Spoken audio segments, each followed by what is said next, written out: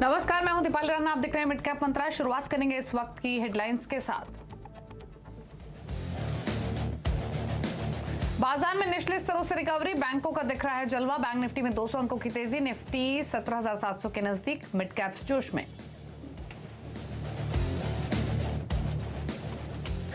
अच्छे नतीजों और इंटरेस्ट रेट पीक आउट होने की उम्मीद में रियल एस्टेट स्टॉक्स में रौनक। शोभा 7% उछला। ओबेरॉय, गोदरेज प्रॉपर्टीज, डीएलएफ जैसे दिग्गजों में भी 2% तक का उछाल।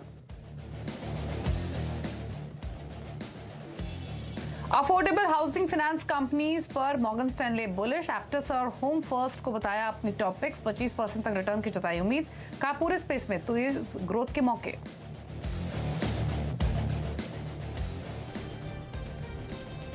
एवलॉन टेक की फी की लिस्टिंग इशू प्राइस से 5% नीचे कर रहा है कारोबार। 436 रुपए था आईपीओ का भाव।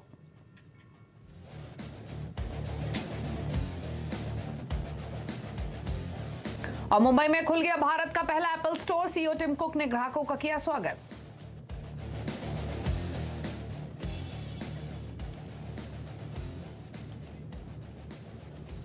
आप देख रहे हैं मिड कैप मंत्रा और बाजार एक रेंज में लेकिन रिकवर होते हुए दिन के लोअर लेवल से। ऑल्दो रौनक आपको मिड कैप्स और बैंक निफ्टी में दिखाई देगी। सेंसेक्स निफ्टी एक रेंज में कंसोलिडेट करते हुए ही फिलहाल दिखाई दे रहे हैं। लोअर लेवल से थोड़ा ऊपर जरूर आए हैं लेकिन वो एक्शन नहीं है जो आपको मिड कैप्स और बैंक निफ्टी में दिखाई दे रहा है। बैंक निफ्टी 200 अंकों पर है और मिड कैप्स तो अब ऑलमोस्ट 250 अंकों की तेजी दिखा रहे हैं। पॉकेट्स भी काफी सारी आपको दिखाई देंगी। उन पॉकेट्स का आगे हम जिक्र करेंगे जब बाजार की बड़ी बातें बताएंगे। फटाफट से एज अ ट्रेडिशन क्यूज देख लेते हैं इंटरनेशनल मार्केट से क्या मिल रहे हैं इस वक्त, और उसके बाद बाजार की बड़ी बातें भी आपको बताएंगे। पहले देख लेते हैं एशियन मार्केट्स को। एशियन मार्केट्स मिक्स्ड हैं। चाइना के फर्स्ट क्वार्टर के जीडीपी नंबर्स एक्सपेक्टेशन से बेटर है, उसके बावजूद भी कोई खास एक्शन दिखा नहीं। शंघाई ऊपर है, निकाई ऊपर है, बाकी बाजार लाल निशान में कारोबार कर रहे हैं। अमेरिका के फ्यूचर्स को देखेंगे तो डाउ फ्यूचर्स फ्लैट लेकिन पॉजिटिव 24 अंक ऊपर। नेस्डेक का फ्यूचर फ्लैट लेकिन नेगेटिव, लेकिन बिल्कुल फ्लैट है। कोई अंकों के हिसाब से कोई बहुत ज्यादा ऊपर नीचे के लेवल्स नहीं देखने को मिल रहे हैं। अब बात करते हैं हमारे बाजार की, तो संकेत तो विदेशी बाजारों से कोई बहुत अच्छे हैं नहीं। सुस्ती की कंसोलिडेशन भर रही है, उस तरीके का रुझान हम ऑलरेडी देख भी रहे हैं। ऑल्दो स्टॉक स्पेसिफिक एक्शन है।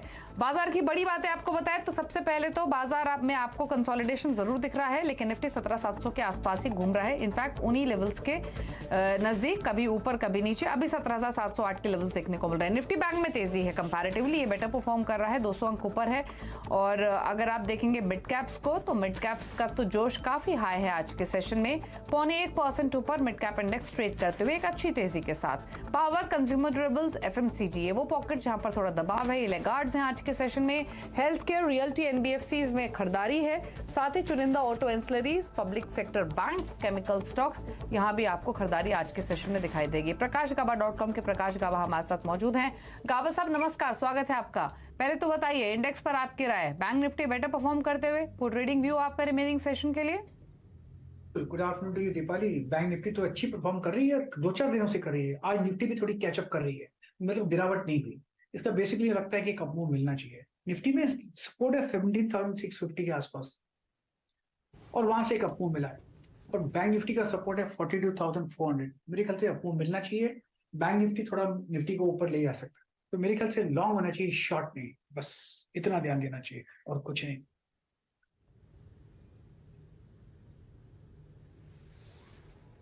ठीक है, तो चलिए ये तो राय बात रही इंडेक्स पर। अब बात करते हैं ट्रेड्स की। गाबा साहब कुछ ट्रेड्स निकाले हैं आपने? या मुझे अशोक लेलैंड अच्छा लगता है। ट्रेड कर रहा है 139.50 के आसपास, बाई मोड पर है और लगता है कि अपू एक बाई सिग्नल जनरेट हुआ है। स्टॉप होगा 138 का। ऑन द अपसाइड टारगेट 142 के नजर आते हैं कल तक। तो यस, अशोक लेलैंड ध्यान देना चाहिए ऑन द लॉन्ग साइड। दूसरा स्टॉक जो पसंद है इस वक्त आई थिंक वो है बाटा इंडिया। यहाँ पर भी लगता है कि लोअर लेवल पे सपोर्ट है, यहीं से एक अपमूव मिलना चाहिए। ट्रेड कर रहा है 1420, स्टॉप होगा 1410, अपसाइड टारगेट 1440। यस, बाटा। ओके, चलिए तो ये हैं आपके लिए ट्रेडिंग आइडियाज। और बाटा 1420 पर फिलहाल कारोबार करते हुए। Mid cap index days high पर और मिड कैप के स्टॉक सब आपके लिए लेकर आते हैं आज के सेशन में। पहले शुरुआत कर लेंगे एनबीएफसीज के। ऑल्दो आज के सेशन में जो खबरों में है वो है अफोर्डेबल हाउसिंग फाइनेंस कंपनीज, उन पर भी हम आपको आगे डिटेल्स बताएंगे क्यों ब्रोकरेज हाउसेस बुलिश हैं। क्या व्यू है। लेकिन फिलहाल एनबीएफसी पॉकेट से आप देखिए मुथूट फाइनेंस, क्रेडिट एक्सिस ग्रामीण, आईडीएफसी सूर्योदय, यहाँ पर 5% तक की तेजी देखने को मिल रही है। साथ ही नजर डालेंगे फार्मा पर, Ajanta pharma, Biocon, Glenmark, Aurobindo pharma, यहाँ अच्छी मजबूती है। 3 से 4.5% की खरीदारी इन स्टॉक्स में देखने को मिल रही है। आईटी में कल के पेन के बाद थोड़ी राहत, अकेलिया काले, रेट गेन, सोनाटा सॉफ्टवेयर साइन 2.5% तक ऊपर आज के सेशन में है। रियल्टी में तेजी खबरों की वजह से ही शोभा सबसे ज्यादा परफॉर्म करते हुए 7% से ज्यादा मजबूत। Oberoi realty, India bulls real, Godrej properties भी 2-2.5% ऊपर ट्रेड कर रहे हैं। ऑटो एंसिलरीज में भी बाइंग है। सोनाकॉम स्टार, जीटीकेटी इंडिया, जीबी मोटो, यूनो मिंडा भी 5% तक ऊपर आज के सेशन में हैं। तो ये है फिलहाल ऑटो एंसिलरी स्टॉक्स का हाल। लेकिन रियल्टी स्टॉक्स में गाबा साहब कोई ट्रेड लेना चाहेंगे क्या? फोकस में बना हुआ है ये पूरा ही स्पेस। गोदरेज प्रॉपर्टीज, ओबेरॉय तेजी में है, कोई ट्रेड लेंगे, अवॉइड करेंगे? देखिए, स्टॉक जो मुझे पसंद है इस सेक्टर से वो है गोदरेज प्रॉपर्टीज, और बहुत बढ़िया गैप अप ओपन मिला था करीब 5-6 दिन पहले, उसके बाद लगातार कायम है। आपको मेरे ख्याल से 1308 पर ट्रेड कर रहा है, 1350 का टारगेट है, वहां तक जाना चाहिए। स्टॉप होगा करीब 1300 का, बस गोदरेज प्रॉपर्टीज।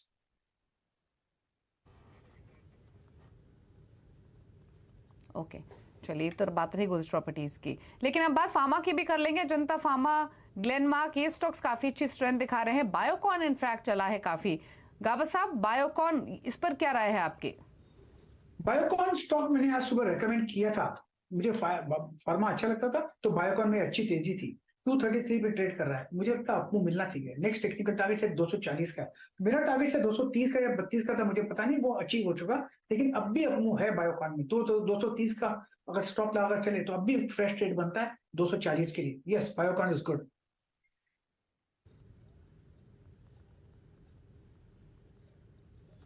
ओके, चलिए तो बायोकॉन बेहतर दिख रहा है, दिन के ऊपरी स्तरों पर आकर 233 के लेवल्स पर फिलहाल ट्रेड करते हुए आज के सेशन में। आईटी में भी थोड़ी रिकवरी, रेट गेन, सोनाटा सॉफ्टवेयर साइन थोड़े रिकवर हुए हैं, लेकिन कल यहां पर काफी गिरावट देखी भी गई थी। हम जीटीकेटी इंडिया पर राय ले लेते हैं, 4-5% ऊपर ये स्टॉक ट्रेड कर रहा है। काबा साहब, ऑटो एंसिलरी स्टॉक, इस पर आपके क्या सजेशन है? जीटीकेटी इंडिया पर अच्छी तेजी में कारोबार करते हुए प्लीज नाम, sorry please give the name. GTEKT India. GTEKT, GT, अब निकालते हैं, अगर मिल जाता है तो जरूर निकालूंगा, लेकिन मुझे मिलने वाला नहीं है स्टॉक, नहीं मिलेगा, आई थिंक स्किप कर लेते हैं। जीटीईकेटी। चलिए दूसरे स्टॉक पर राय ले लेते हैं। गाबा साहब, ऑटो एंसिलरी स्पेस से सीएट पर अपनी राय दे दीजिए। सीएट भी 3.5% ऊपर है, स्ट्रेंथ दिखा रहा है, ऑटो एंसिलरीज में बाइंग है। जेके टायर आपको मजबूत दिखाई देगा, इनमें से कोई ठीक लग रहा है क्या? कम होते हैं सीएट में, लेकिन बाई मोड पर है। इतना कह सकते हैं कि 1400 का एक स्ट्रॉन्ग सपोर्ट जोन है सीएट में, इसको ले लेना चाहिए और थोड़ा वक्त देना चाहिए। आज और लगता है कि बालकृष्ण इंडस्ट्रीज भी अच्छा लग रहा है, अपोलो टायर्स भी अच्छा लगता है, तो सीएट में मुझे आपको मिलना चाहिए। थोड़ा वक्त दीजिए, 1550-1600 जाएगा, वक्त लगेगा, लेकिन yes, it's a by mode पर है CEAT, safe bet on the long side.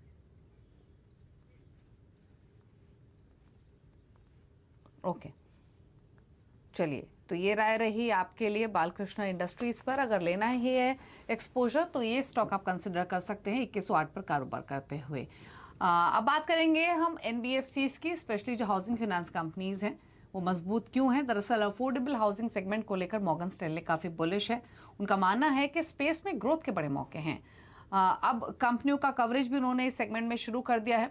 Affordable housing कंपनियों को लेकर आखिरकार मॉर्गन स्टैनले का व्यू क्या है, किन स्टॉक्स पर वो बुलिश हैं, ये सब बातें बताने के लिए यतिन मोहता हमारे साथ कनेक्टेड हैं। बताइए यतिन। Good afternoon Deepali. देखिए, जहाँ तक कि अफोर्डेबल हाउसिंग सेगमेंट का सवाल है, मॉर्गन स्टैनली इस सेक्टर को लेकर काफ़ी बुलिश है, क्योंकि ईएसजी के लिहाज से यहाँ जो स्कोर है वो पॉजिटिव है, जिसके कारण म्यूचुअल फंड्स और बड़े निवेशक यहाँ खरीदारी कर सकते हैं। दूसरी बात कि जो कोविड में अफोर्डेबल हाउसिंग फाइनेंस पे एक बात आई थी कि शायद एसेट क्वालिटी ख़राब हो जाए, वो भी टेस्ट जो है मस्टर कर ली है, और कहीं ना कहीं वहाँ से आप देख रहे हैं एसेट क्वालिटी में सुधार आ रहा है। दूसरी बात कि अगर हम अफोर्डेबल हाउसिंग सेगमेंट की बात करें तो ग्रोथ के पोटेंशियल काफ़ी अच्छे दिख रहे हैं इंडिया को लेके और हाउसिंग सेगमेंट को लेके, और इन जनरल जो छोटी बैलेंस शीट्स वाली कंपनी है वहाँ मॉर्गन स्टैनले का प्रेफरेंस है। अगर हम बात करें एप्टस की, तो यहाँ खरीदारी की सलाह दे रहा है मॉर्गन स्टैनली 325 रुपये के टारगेट के साथ। होम फर्स्ट फाइनेंस, यहाँ भी मॉर्गन स्टैनली 900 रुपये के लक्ष्य के साथ खरीदारी की सलाह दे रहा है। हालांकि उनकी इक्वल वेट यानी होल्ड की एडवाइस है। आवास फाइनेंस को लेके 1900 का टारगेट है वहां, और 550 रुपए का टारगेट उन्होंने कैनफिन होम्स पे रखा है। तो जहां तक कि हाउसिंग फाइनेंस स्पेस का सवाल है, मॉर्गन स्टैनली का व्यू पॉजिटिव है, खास करके अगर हम दो कंपनियों की बात करें, होम फर्स्ट फाइनेंस और एप्टस को लेके। ओके, शुक्रिया आपका इतनी डिटेल्स बताने के लिए। तो होम फर्स्ट फाइनेंस और एप्टस वैल्यू पर मॉर्गन स्टैनली की ओवरवेट रेटिंग। गाबा साहब का होम फर्स्ट फाइनेंस पर खास तौर से राय ले लेते हैं। गाबा साहब, क्या व्यू है स्टॉक पर आपका? Home first, well home first का जो चार्ट है साइडवेज जोन है, क्लैरिटी नहीं है। स्टॉक मेरे ख्याल से ट्रेड नहीं लेना चाहिए यहाँ पर, क्योंकि हाँ सपोर्ट क्लोजर टू 710 है, लेकिन ट्रेड नहीं बनता।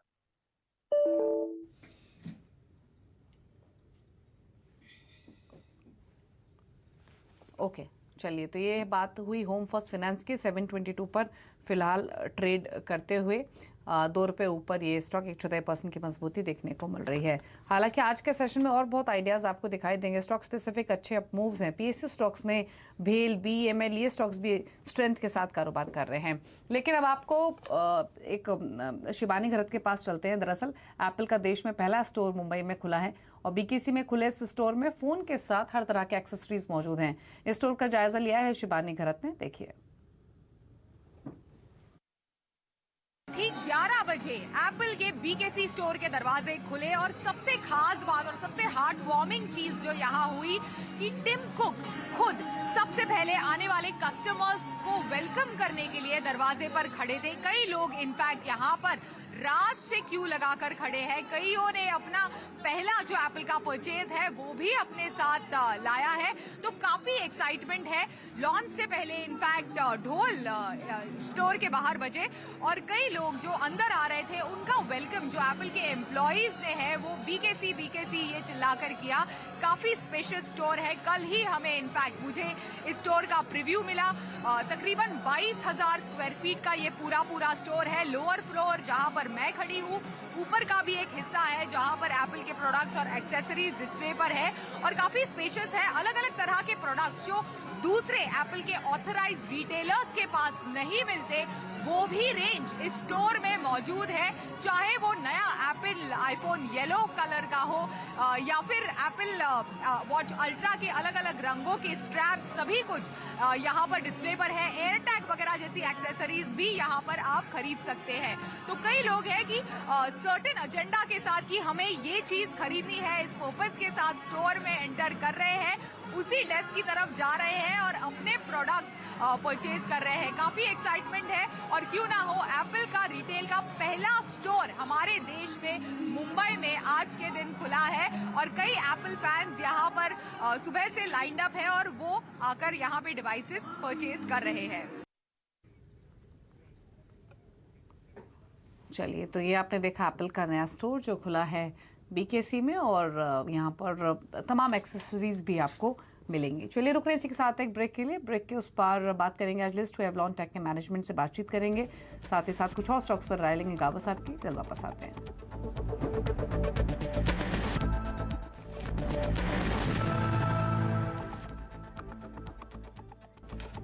आप देख रहे हैं मिड कैप मंत्रा और मार्केट अभी भी एक रेंज में ही कारोबार करते हुए, लेकिन एक्शन आपको बैंक निफ्टी और मिड कैप्स में दिखाई देगा। लेकिन अब बात करते हैं आज की लिस्टिंग की।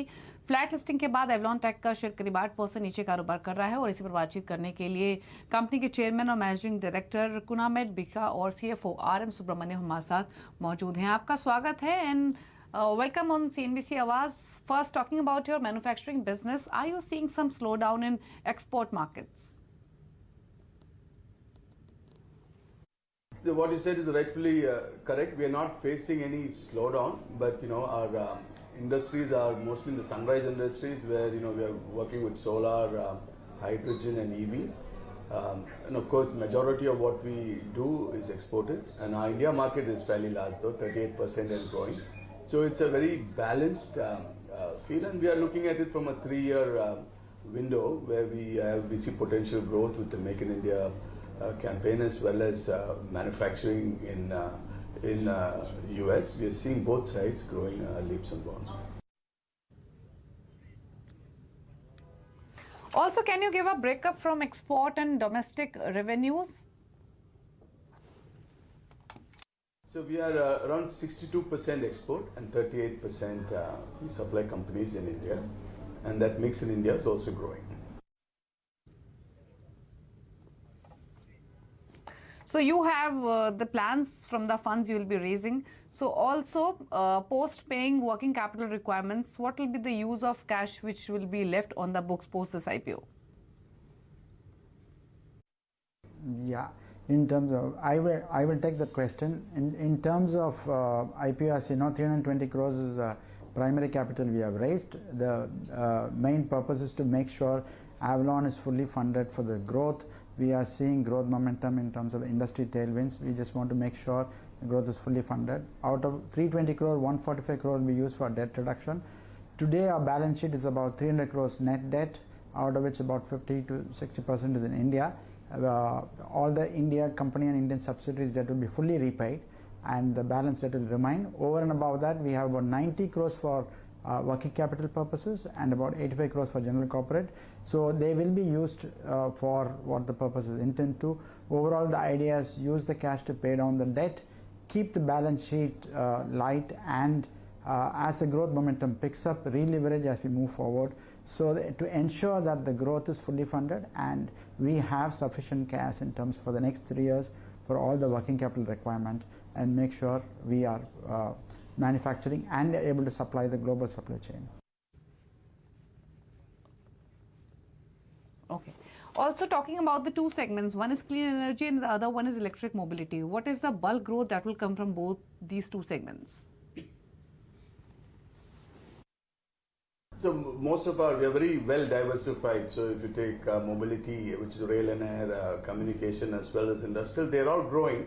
But the good thing for us is the clean energy space, where the solar, hydrogen and EVs, that is growing much faster, at a much faster rate than the rest of the industry. So we are excited about that opportunity. We are seeing that come from not only India, from the other parts of the world also. That's the excitement for us.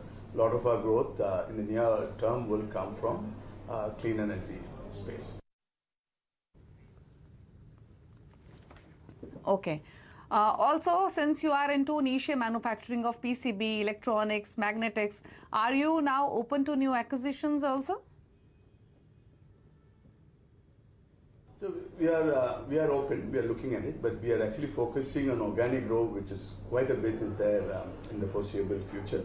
But if a good opportunity comes by, we are going to look at it, and in specific industries, we'll for sure look at inorganic growth. But today, I think with this IPO, we want to make sure our future is set with our organic growth first. चलिए, शुक्रिया आप दोनों का ही आने के लिए show में and बातचीत करने के लिए, आउटलुक देने के लिए. Good luck to you for the coming quarters and for the future growth. Thank you so much for being on the show. तो ये तो रही मैनेजमेंट से बातचीत. हालांकि बीएसई पर अगर आप देखेंगे स्टॉक 431 के आसपास लिस्ट हुआ है, और लिस्ट होने के बाद थोड़ा नीचे ही कारोबार करते हुए आज के सेशन में. लेकिन अब आगे बढ़ेंगे और खिलाड़ी नंबर 1 का अपडेट ले आते हैं. कोटक सिक्योरिटीज का अमोल अठावले, एलकेपी सिक्योरिटीज के रूपक डे और कैटलिस्ट वेल्थ के प्रशांत सावंत के बीच में मुकाबला हो रहा है. और अभी तक के अगर आप रिटर्न की स्थिति देखें, उससे पहले फटाफट से पोर्टफोलियो का अपडेट ले आते हैं. प्रशांत सावंत ने पूनावाला फिनकॉर्प में से प्रॉफिट्स बुक किए हैं 311 के लेवल्स पर. साथ ही ओबरॉय रियल्टी उन्होंने एक नया ट्रेड ऐड किया है. टारगेट है 980 का, स्टॉप लॉस है 918 का.